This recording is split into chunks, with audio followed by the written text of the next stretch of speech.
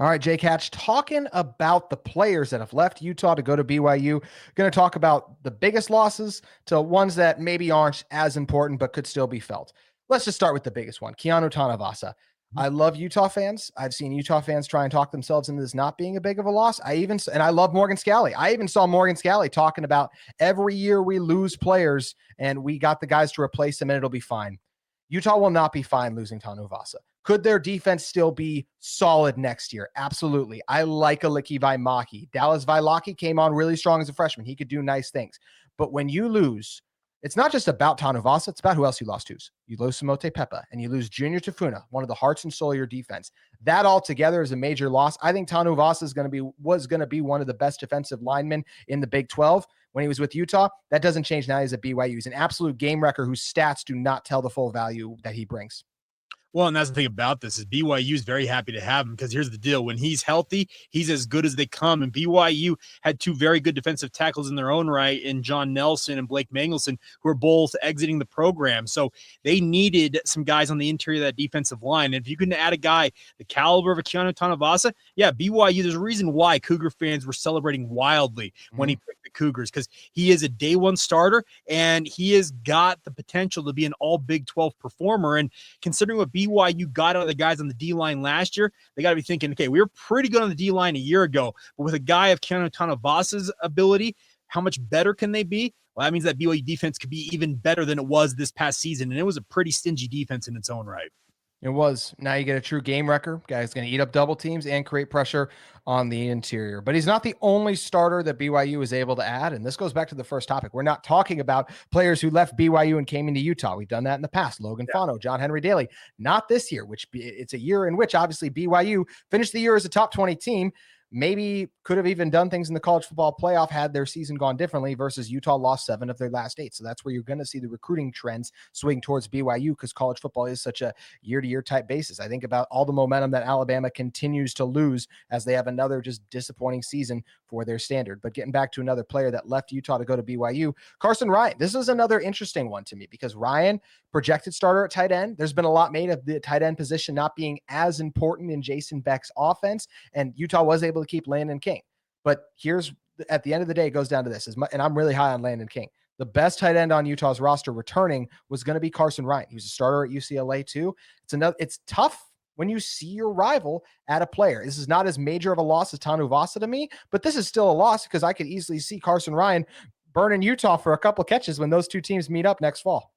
Here's the deal about Carson is he is going to be the starting tight end for BYU this year. They had a bunch of guys. They had a pretty bloated tight end room, speaking of BYU, but quite frankly, from my vantage point, none of them lived up to the potential that I thought they had in them. Now, a guy like Reiner Swanson, who's a true freshman, you see it with him, but he's going on a mission. He's exiting. He's leaving for 2 years to go to Nairobi, Kenya, and I wish him well as he exits the program for a couple of seasons. But that opens the door for a guy like Carson Ryan to come in and be a featured guy for BYU. And I know the Cougar fans are out there shouting, well, Aaron Roderick doesn't value his tight ends. He doesn't throw to him, Jake. Hey, here's the deal. When there is a tight end that is going to be good enough to demand the football, Aaron Roderick's offense will get the ball to them. And a guy like Carson Ryan, he's got that potential in him. So we'll see what, excuse me, he's capable of because he's a very, very good player. He is a really good player. And real quick on Aaron Roderick, was there any discussions about moving on from him? Is the negative vitriol he gets, Jake, is that more fan fueled than inside the program? Do you feel like, where do you kind of stand on A-Rod?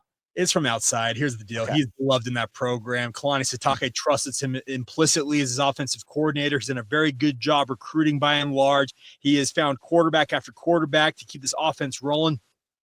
Anybody who's upset with what Aaron Roderick's put out on the field, if you don't like 11-win seasons, find another coordinator that can deliver that. That's what Utah's trying to do, is find a coordinator that can deliver an 11-win season. And they used to have one in Andy Ludwig, but college football changes very rapidly. Speaking of changes rapidly, Hunter Clegg, originally committed to come to Utah. I talked about this when Utah landed that 2023 recruiting class a long time ago. And I'm not saying this to toot my own horn. I'm just saying this is how college football works. People will get so fired up over recruiting classes, but it doesn't always go to fruition. Utah added 3 4-star running backs in the 2023 cycle. Not a single one is with the program and team anymore. And what a big addition they had a couple years ago was Hunter Clegg, and now he's going to the Cougars. This is another substantial loss. In the transfer portal era, losing a recruit will never be as important to me as losing a player the level of Tanuvasa, a proven commodity, but this still hurts. I mean, Clegg's got all the potential in the world to be a dude at this level. Well, that's the thing about this is BYU, they're very excited to have Hunter Clegg because, as you mentioned, the absolute game record when he's at the high school level, what he's capable of. Excuse me. Wow. No, you are good. Yeah. And that's one of those things. But I'm still getting over the flu, and I apologize for that. But the biggest thing is about Hunter Clegg is when he's at the high school level, he flashed all the potential in the world. And that's why every program in the country wanted him. When Utah won that recruiting battle, major win for them. For BYU to now get him into their program, Cougars, they're very excited for him because they lose guys like a Logan Fano and a John Henry Daly to Utah. That's a blow. But to get a guy the caliber of a John Henry Daly, get a guy the caliber of Hunter Clegg back into BYU, that's a little bit of a recompense on the back end. It is. And the quote, I believe it was Steve Bartle of KSL Sports had the story about it, and it might have been Mitch Harper as well for KSL Sports, but just talking about some of your colleagues, Jake, just talking about how this was so, like, the quote from Clegg was basically like, oh, I've always loved BYU, but their just program wasn't at a point when I left for my mission for me to commit to them. So that's such a compliment now he's like, no, they're there now. So now I'm going to be there. Well, that's the thing. He sees what Jay Hill is building with this BYU defense. And yeah, when he left, that defense was not in a situation where he was probably like, I want to go and feature in that. Utah's was. Now he sees what Jay Hill is building, and it tailor-made to what he does as a defensive end or an edge player. Yeah, there's a reason why he's come back around to BYU after 2 years. It's a big get, and he's not the only elite edge player that the Cougars were able to land. And this goes back to what we just touched on a little bit with Clegg. It's about a bigger level that BYU has been able to take themselves as a program. Tassili Akana was former 4-star top player in his class. I think it was 23, may have been 20. I'm pretty sure 23. He went to Texas. It didn't work out there. Entered the portal. Now he's at BYU. When you look back on that 23 class, it's drastically different. Yeah. If Utah has the season that BYU just had, maybe he's coming to Utah, but now we're seeing some of these top players in the state, the former high recruits, when they come to Utah, they say, I want to go to what currently is the best football program in the state, and justifiably so, they're saying BYU right now. Well, a kid like Akana, he's an interesting case because I'll be honest, he didn't give BYU much of a shot out of high school, but I think it goes back to what we were just talking about. At that point, the BYU defense just wasn't in a spot where it was all that attractive.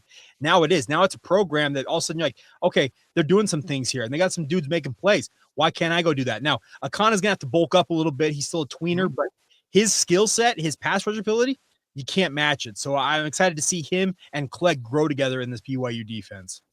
Being at some of those high school games, you and I, Jake, used to call some of those games in the past with KSL Sports, watching those guys wreck games and now going, oh, now they're at BYU? Dang. That's where that hurts.